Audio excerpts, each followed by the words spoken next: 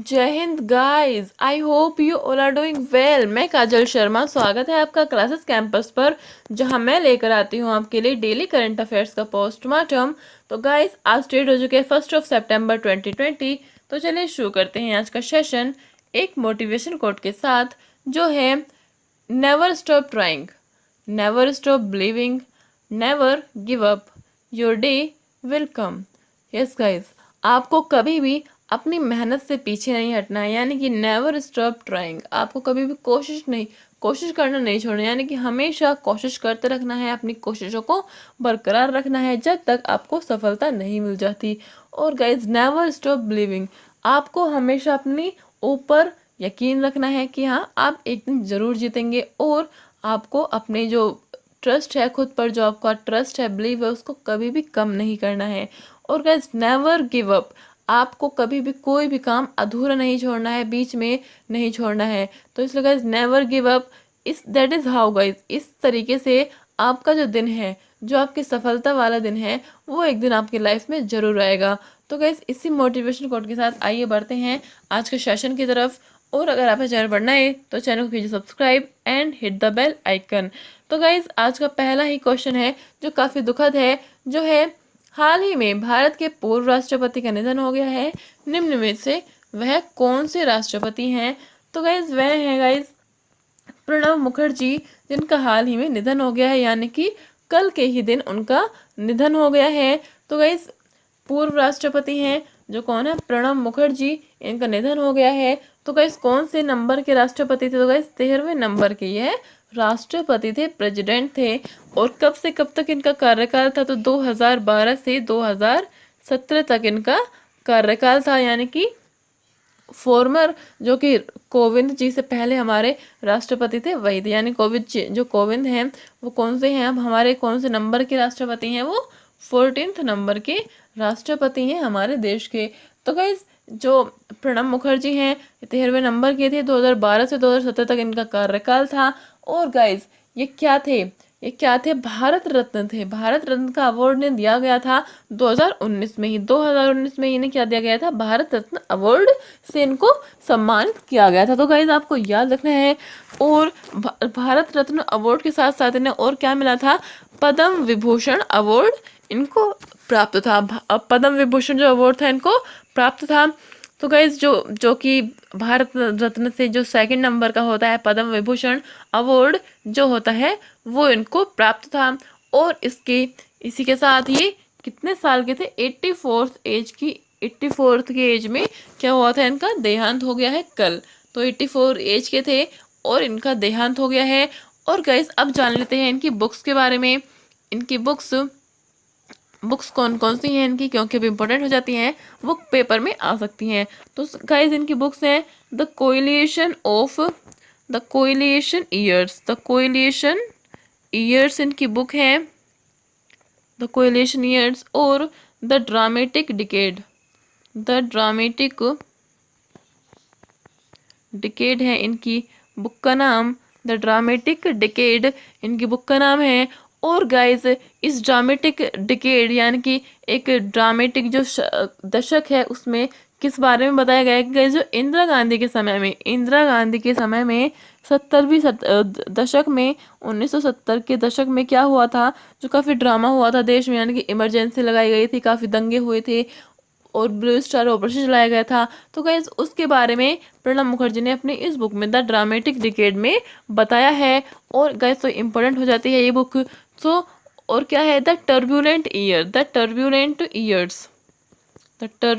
Years इनकी कुछ महत्वपूर्ण बुक्स हैं जो कि आपको याद रखनी है। ठीक है, तो चलिए गाइज, ये हैं हमारे देश के जिनका देहावसान हो गया है, जो है हमारे प्रणब मुखर्जी। कौन से थे ये? 13वें नंबर के थे। 1 दिसंबर 1935 को इनका जन्म होता है और 31 अगस्त 2020 को इनकी अब डेथ हो गई है। तो गाइज, चलिए बढ़ते हैं नेक्स्ट खबर के लिए, जो है हाल ही में निर्बल जनजाति समूह की कौन सी जनजाति कोरोना संक्रमण के कारण चर्चा में रही है? गाइज, निर्बल जनजाति समूह। गाइज, आपको वर्डिंग पे फोकस करना है। निर्बल जनजातीय समूह, गाइज, जो ट्राइब्स होते हैं उनका भी एक ग्रुप होता है जो है निर्बल जनजातीय समूह। तो गाइस जो निर्बल, आपको जानना है कि जो निर्बल है यानी कि वीक है, यानी कि जो क्या है, वल्नरेबल है। वल्नरेबल है जो हमारे जो कि वल्नरेबल जो ट्राइब्स होते हैं उनका क्या है, एक समूह है। वल्नरेबल आप जानते हैं ना कि जो वल्नरेबल्स होते हैं वो क्या होते हैं, उनको वो बहुत ही दयनीय दशा में होते हैं, वो बहुत ही दयनीय दशा में होते हैं देश में, तो उनको कहा जाता है वल्नरेबल। तो गाइस जो वल्नरेबल जनजाति समूह है उनकी कौन सी जनजाति कोरोना संक्रमण के कारण चर्चा में रही है, तो गाइस वह जनजाति है कौन सी, ग्रेट अंडमानीज। ग्रेट अंडमानीज एक जनजाति है गाइस जो कि वल्नरेबल श्रेणी में आती है। गाइस उनके कितने ग्रुप्स हैं, उनके कितने ग्रुप्स हैं, 59 ग्रुप्स हैं। 59 ग्रुप्स हैं जिसमें से 10 ग्रुप्स, जिसमें से 10 को कोरोना हो गया है। तो गाइस इसलिए काफ़ी यह बात चर्चा में आ रही है, जिनमें से 10 को ग्रुप कोरोना हो गया है इस वजह से। तो गाइस आपको याद रखना है कि जो वल्नरेबल ग्रुप होते हैं कितने हैं, 59 ग्रुप्स हैं ग्रेट अंडमानीज के। तो गाइस यह जो वल्नरेबल वाला जो क्वेश्चन है ये वाला आईएएस के एग्जाम्स में भी आया हुआ है, तो गाइस आपको याद रखना है, इसलिए काफ़ी इंपॉर्टेंट हो जाता है। तो गाइस इसकी फुल फॉर्म पीवीटीजी। पीवीटीजी यानी कि particular vulnerable tribal group, particular vulnerable tribal group है जिसका नाम पीवीटीजी। ठीक है गाइस, तो आपको याद रखना है। और आपको अगर पूछने में आए तो 59 ग्रुप्स हैं ये, ठीक है, जिनमें से 10 को क्या हुआ है, कोरोना हो गया है। तो गाइस कहाँ पाए जाते हैं ये, ग्रेट अंडमानीज में। जो जो ग्रेट अंडमानीज जो ट्राइब्स हैं उनको क्या हुआ है, कोरोना हुआ है 10 में। क्यों हो गया है, क्योंकि ये जो पोर्ट ब्लेयर है, अंडमान निकोबार की जो राजधानी पोर्ट ब्लेयर है, यहाँ पे ये 10 जो लोग हैं ये घूमने चले गए थे तो उनको वहाँ से कोरोना लग गया। ठीक है, तो आपको याद रखना है। और गाइस इसी के साथ आपको याद रखना है कि जो ट्राइबल्स होते हैं वो अंडमान निकोबार में कितने कितने तरह के ट्राइब्स पाए जाते हैं, तो 5 तरह के ट्राइब्स पाए जाते हैं। कौन कौन से हैं गाइस, तो एक तो जरावा है, ठीक है, तो एक जरावा है, एक शोम्पेन और अंडमान, ग्रेट अंडमानीज और निकोबारीज हैं। और ठीक है गाइस, इसी के साथ एक और है जो है ओंग नामक एक और जनजाति है जो क्या पाई जाती है, यहाँ पे 5 तरह के कहाँ पाए जाते हैं, अंडमान निकोबार में ये जनजातियाँ पाई जाती हैं, तो आपको याद रखना है। तो गाइस देख लीजिए, जो आदि मानव हैं वहाँ के अंडमान निकोबार के जो कि हम केंद्र शासित प्रदेश हैं गाइस, इस तरीके से उनका रहन सहन है काफ़ी, जैसे कि हम लाखों वर्ष पहले जो रहा करते थे जैसे इंसान, बिल्कुल उसी तरीके से इनका रहन सहन है। ये आज के सभ्य जो युग है उसमें नहीं ढलना चाहते खुद ही। ठीक है, तो चलिए देख लेते हैं जो अंडमान निकोबार है वो है, ये अंडमान निकोबार का मैप देख लेते हैं और इसके बारे में थोड़ा जान लेते हैं। तो गाइस ये है अंडमान निकोबार, इसका मैप है जो कि हमारे इंडियन ओशन में बसता है। इंडियन ओशन में बसता है क्या, अंडमान निकोबार। तो गाइस ये अंडमान निकोबार आइलैंड है और इसी के साथ गाइस ये अंडमान निकोबार है, ये अंडमान आइलैंड है और ये है निकोबार आइलैंड, यानी कि 2 आइलैंड हैं जिनसे मिलकर बना है पूरा अंडमान एंड निकोबार आइलैंड। तो गाइस ये निकोबार नीचे है और अंडमान ऊपर है, तो आपको याद रखना है। और इसी के साथ आपको क्या याद रखना है कि इसकी राजधानी क्या है, तो गाइस इसकी राजधानी है जो कि अंडमान में है, पोर्ट ब्लेयर। तो गाइस आपको इस तरीके से पूछा जा सकता है कि जो पोर्ट ब्लेयर है वो कहाँ पर स्थित है, तो गाइस अंडमान में यह है स्थित है, पोर्ट ब्लेयर राजधानी। ठीक है गाइस, और आपको मालूम होगा कि जो यहाँ पर और कौन कौन से जो फेमस है वो चीज़ है। तो गाइस यहाँ पे आपने सुना हो काला पानी की सज़ा, जो अंग्रेजों के द्वारा दी जाती थी हमारे भारतीयों को, काला पानी की सज़ा वो कहाँ पर दी जाती थी, यही अंडमान निकोबार में दी जाती थी, जहाँ पर एक जेल थी कौन सी, सेलुलर जेल थी जहाँ पर, वहीं पर इसलिए क्या दी जाती है, काला पानी की सज़ा दी जाती है। ठीक है, इसको सेलुलर जेल में। तो क्या सेलुलर जेल जो है वहाँ पर एक महानतम इंसान हुए हैं जिनका नाम है सावरकर जिनका नाम है, जिनको वहाँ पर सज़ा दी गई थी। काफ़ी लोग थे जिनको सज़ा दी गई थी लेकिन सावरकर भी थे उनमें, तो इसलिए गए सावरकर नाम से यहाँ पर आपको याद रखना है कि सावरकर नाम से यहाँ पर क्या है, एयरपोर्ट है यहाँ पर सावरकर नाम से। तो ठीक है, आपको याद रखना है कि जो सेलुलर जेल है वहाँ पर सावर जी को सजा दी गई थी, इसलिए वहाँ पर क्या बनाया गया है, अब बाद में सावरकर एयरपोर्ट बनाया गया है। तो सावरकर एयरपोर्ट कोई आपसे पूछे तो आपको बताना है कहाँ पर, अंडमान निकोबार में। क्यों? क्योंकि यहाँ पर उनको सजा दी गई थी। ठीक है गाइस, तो आपको याद रखना है।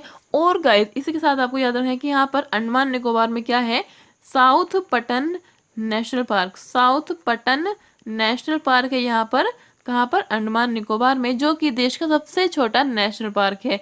सबसे छोटा नेशनल पार्क है। तो गाइस आपको याद रखना है। ठीक है, स्मॉलेस्ट नेशनल पार्क है जो कि आपको याद रखना है। ठीक है, तो चलिए बढ़ते हैं नेक्स्ट खबर के लिए, जो है हाल ही में किस खिलाड़ी ने western and southern open ATP tennis tournament का खिताब जीत लिया है। तो गाइस वो हैं नोवाक जोकोविच। नोवाक जोकोविच हैं, जो कि सर्बिया के प्लेयर हैं, टेनिस प्लेयर हैं सर्बिया के।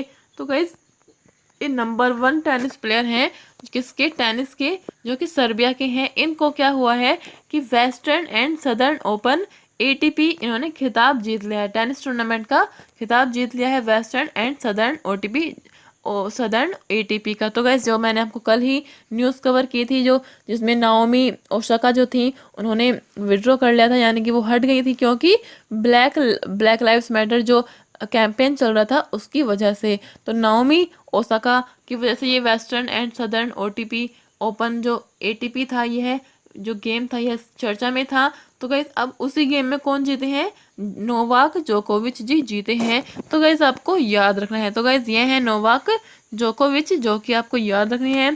तो गाइस चलिए बढ़ते हैं नेक्स्ट खबर के लिए, जो है हाल ही में किस भारतीय मूल की जासूस को, गाइस काफी इंपॉर्टेंट क्वेश्चन है, आपको याद रखना है, जो है हाल ही में किस भारतीय मूल की जासूस थी, उनको ब्रिटेन के ब्लू प्लाक सम्मान से सम्मानित करने की घोषणा की गई है। तो गाइस कौन थी, उनका नाम क्या था, कि जो जो भारतीय मूल की जासूस थी वो कौन थी, जिनको ब्रिटेन के द्वारा ब्लू प्लाक सम्मान से सम्मानित किया गया है। तो गाइस वो थी नूर इनायत खान।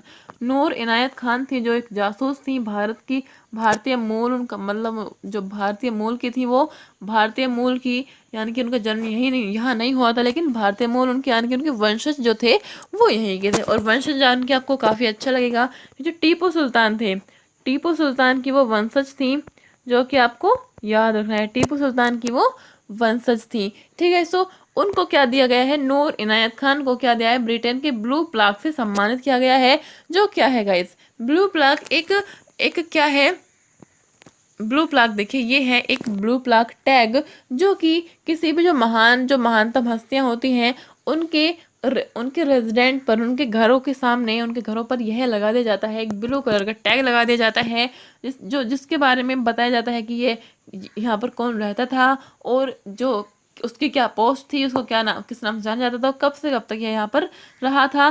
तो गाइस आपको इसमें ब्लू प्लाग जो सम्मान है यहाँ पर, यह केवल इतना लिखा जाता है। ठीक है, सो इसी तरीके से ब्रिटेन जो है उसने महात्मा गांधी जी के लिए भी है एक ब्लू टैग लगाया गया था, उनके नाम से, उनके जब वो पढ़े थे, उन्होंने लॉ की एजुकेशन ली थी, उनके लिए भी लगाया गया था। और यह है गाइस नूर इनायत खान, जिन्होंने जासूसी की थी, कब जासूसी की थी, सेकेंड वर्ल्ड वॉर में, सेकेंड वर्ल्ड वॉर में उन्होंने जासूसी की थी। ठीक है गाइस, तो आपको याद रखना है ब्रिटेन की तरफ से उन्होंने जासूसी की थी, इसलिए उनको क्या दिया गया है, यह है सम्मान से सम्मानित किया गया है। ठीक है, इसको आपको याद रखना है। तो गाइस नेक्स्ट क्वेश्चन है, जो है हाल ही में एलोन मस्क का स्टार्टअप न्यूरोलिंक चर्चा में है, न्यूरोलिंक प्रयासरत है।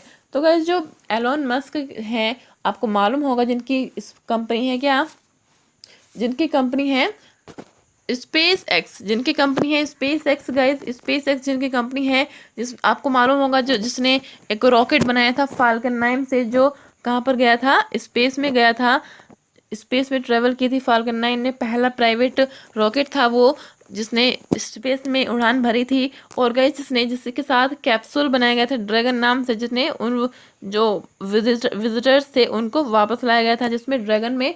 तो गाइस वही स्पेस एक्स कंपनी की, वही स्पेस एक्स है, जिसके मालिक है कौन, इलॉन मस्क। इलॉन मस्क के जो एक और कंपनी है जिसका नाम है गाइस न्यूरोलिंक, उनकी एक और कंपनी है जिसका नाम है न्यूरोलिंक।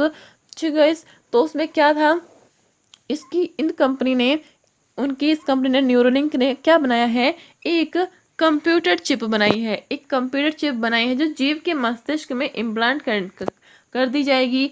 और फिर उससे क्या होगा, जीव के मस्तिष्क में यह इम्प्लांट कर दी जाएगी, यानी कि लगा दी जाएगी। और फिर उससे क्या होगा कि जो हमारी दिमागी बीमारी हैं, जैसे कि अल्जाइमर होता है और क्या होता है, डिमेंशिया होता है, अल्जाइमर होता है, उसमें क्या होता है। तो गाइस इन इन बीमारियों के बारे में हमें पहले ही पता चल जाएगा। तो गाइस जो न्यूरोलिंक कंपनी है उसने अभी क्या किया है, ये ट्रायल किया है, जो कि इलॉन मस्क की कंपनी है, उसने ट्रायल किया है किसके ऊपर, पिग के ऊपर, यानी कि सुअर के ऊपर गाइस ये ट्रायल किया गया है।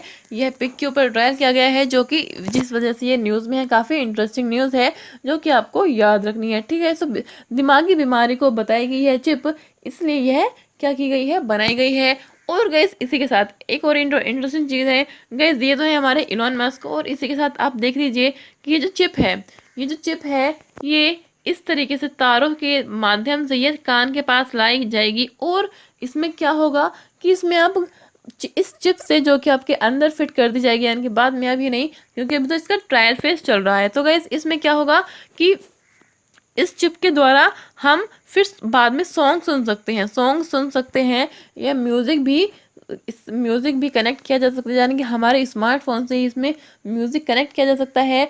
और गाइस हम बिना लीड लगाए हम क्या कर सकते हैं, म्यूज़िक सुन सकते हैं, यानी कि हमारे अंदर जो चिप है वो हमें म्यूज़िक सुनाती रहेगी। तो गाइस आपको ये काफ़ी इंटरेस्टिंग न्यूज़ है जो आपको याद रखनी है। और गाइस ये है इलॉन मस्क जी, जिनकी कंपनी है क्या, स्पेस एक्स, और साथ ही टेस्ला भी इनकी कंपनी थी, जो कार्स वाली कंपनी है। और गाइस आपको उसके विषय में भी याद रखना है कि जो टेस्ला कंपनी है वो, उसमें क्या था, इलेक्ट्रिक कार्स, जो इलेक्ट्रिक कार्स है, फर्स्ट इलेक्ट्रिक कार किसने बनाई थी, टेस्ला कंपनी ने बनाई थी, जो है इलॉन मस्क की कंपनी है। तो गाइस आपको याद रखना है स्पेस एक्स, टेस्ला, और साथ ही जो न्यूरोलिंक कंपनी है वो सभी इलॉन मस्क जी की है, जो कहाँ पर है, यूएसए के, जो काफ़ी प्रतिष्ठित व्यक्ति हैं। तो गाइस चलिए बढ़ते हैं नेक्स्ट खबर के लिए, जो है काफकाज 2020 युद्ध अभ्यास कहाँ किया जाना प्रस्तावित है, जिसमें भाग लेने के लिए भारत ने नाम वापस ले लिया है, जिसमें भाग लेने से भारत ने नाम वापस ले लिया है। तो काफकाज 2020 युद्ध अभ्यास, तो गाइस आपको याद रखना है कि काफकाज युद्ध अभ्यास कहाँ किया जाना था, रूस में किया जाना था। और इसमें अब भारत ने क्या कर लिया है, अपना नाम को विड्रॉ कर लिया है, वापस ले लिया है। क्यों? क्योंकि गाइस इस युद्ध अभ्यास में कौन, चाइना एंड पाकिस्तान इस युद्ध अभ्यास में भाग लेने वाले हैं। तो गाइस इसलिए भारत ने क्या ले लिया है, ये अपना नाम वापस ले लिया है। तो गाइस यह कौन सी संस्था से रिलेटेड है, जिस वजह से ये सारे एक साथ युद्ध अभ्यास कर रहे हैं। तो गाइस एससीओ ऑर्गेनाइजेशन है, जिसमें सारे पार्टिसिपेंट्स हैं, जो सारे मेंबर्स हैं, ये सारे एकत्रित होते हैं। इस वजह से क्या कर रहे हैं, युद्ध अभ्यास कर रहे थे एक साथ। लेकिन अब भारत, क्योंकि अच्छे रिलेशन नहीं चल रहे हैं भारत के इन दोनों कंट्रीज के साथ, तो इसलिए भारत ने पीछे हटने की बात कही गई है इस युद्ध अभ्यास से। तो गाइस आपको याद रखना है, जो एससीओ है शंघाई सहयोग संगठन, जो है इसकी फुल फॉर्म है शंघाई सहयोग जो संगठन है, शंघाई कोऑपरेशन जो ऑर्गेनाइजेशन है, इसका जो मुख्यालय है वो कहाँ पर है गाइस, चीन में इसका मुख्यालय है। चीन की राजधानी क्या है, बीजिंग में इसका मुख्यालय है। यहाँ पर एक और चीज़ का मुख्यालय है, वो क्या है, AIIB का मुख्यालय भी यहीं पर है, जो बीजिंग में है। और साथ ही इसके जो एससीओ के जो मेंबर हैं वो कितने हैं, 8 मेंबर्स हैं। और कब बना था, 2001 में यह बना था, ठीक है। सो एससीओ के बारे में आपको याद रखना है। तो गाइस चलिए बढ़ते हैं, काफकाज युद्ध अभ्यास से आपको याद रखना है, काफ़ी इंपॉर्टेंट हो जाता है। तो गाइस क्वेश्चन 7 है, हाल ही में किस राज्य की विधानसभा ने प्रदेश को संवैधानिक संविधान की 6ठी अनुसूची के अधीन लाने के संबंध में प्रस्ताव पारित किया है।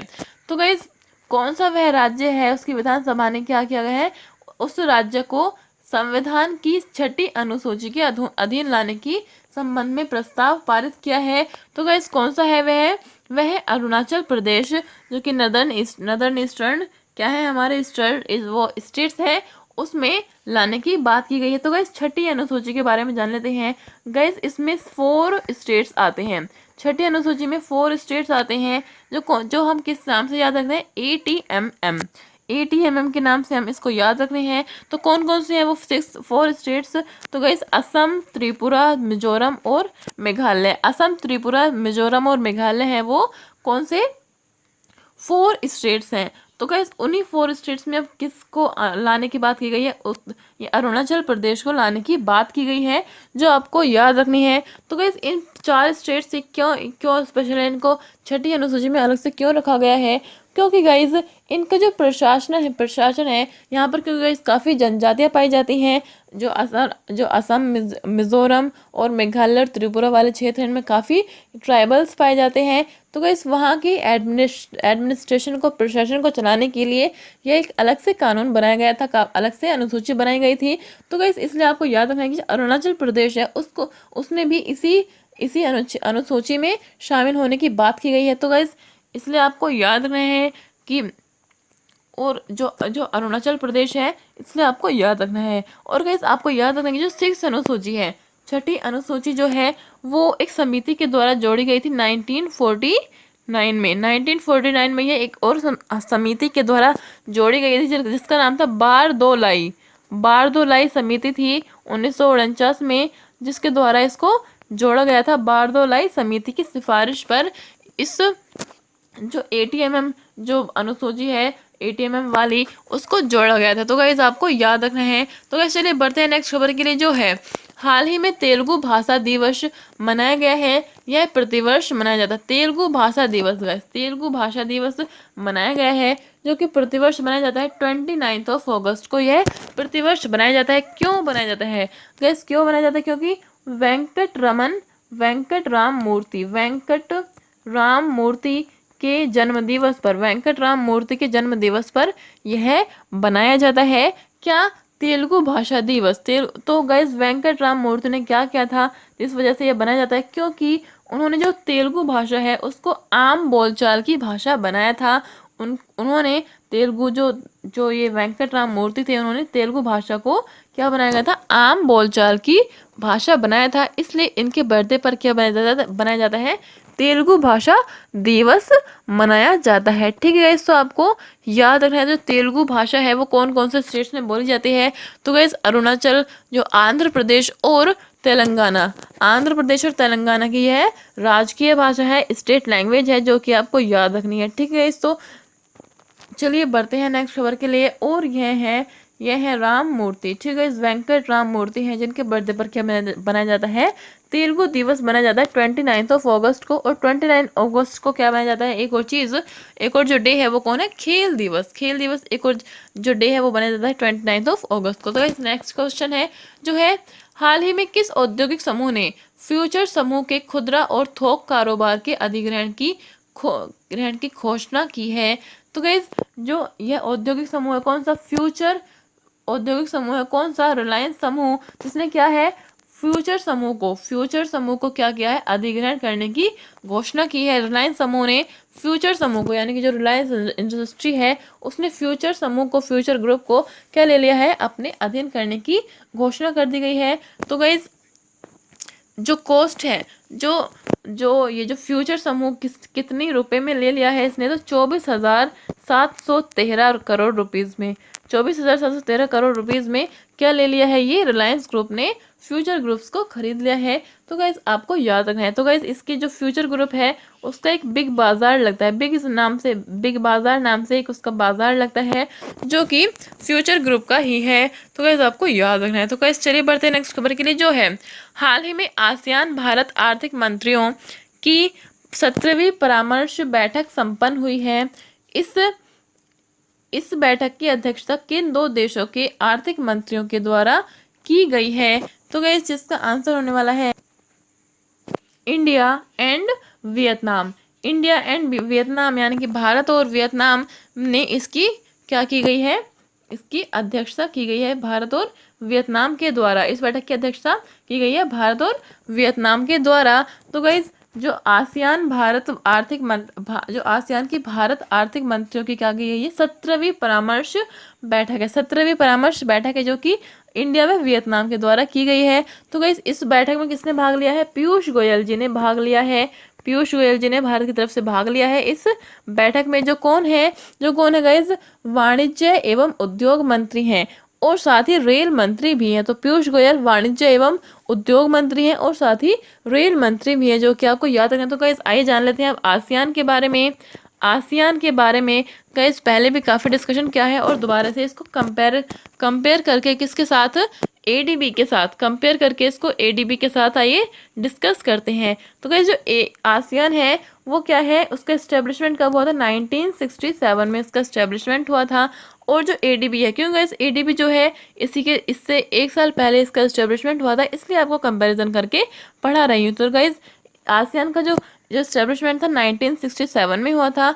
और जो एशियन डेवलपमेंट बैंक है यानी कि एडीबी है, उसका इस्टेब्लिशमेंट कब हुआ था, 1966 में हुआ था। और जो आसियान है उसमें 10 मेंबर्स हैं, एडीबी में कितने हैं, 68 मेंबर्स हैं। तो इस तरीके से आपको कंपेयर करके चलते रहना है। और जो आसियान है उसकी राजधानी क्या है, जकार्ता इसकी राजधानी है, जो कि इंडोनेशिया की जो जकार्ता है इसका हेडक्वार्टर है, जो कि इंडोनेशिया की राजधानी है। इसी के साथ जो एशियन डेवलपमेंट बैंक है उसकी राजधानी, उसकी जो हेडक्वार्टर क्या है, मनीला इसका हेडक्वार्टर, जो कि राजधानी किसकी है, फिलीपींस की राजधानी है। तो गाइस आपको इस तरीके से कंपेयर करके पढ़ते चलना है। ठीक है गाइस, तो चलिए बढ़ते हैं। आज का जो लास्ट वीडियो का जो क्वेश्चन था, जो था हाल ही में संसद में पहली बार महिला सांसदों की संख्या 100 को पार कर गई है। अब संसद में कुल महिला सांसदों की संख्या कितनी है, तो गाइस 103 महिला सांसद हैं, कुल महिला सांसद है, जो कि आपको याद रखना है। तो गाइस जो क्वेश्चन ऑफ फॉर यू है आज का, जो है हाल ही में किस देश के प्रधानमंत्री शिंजो आबे ने स्वास्थ्य कारणों का हवाला देते हुए इस्तीफा दे दिया है। तो गाइस कौन से देश के वो प्रधानमंत्री हैं, जो कि आपको बताना है। सो कमेंट सेक्शन में। So thanks for watching guys and thanks for support.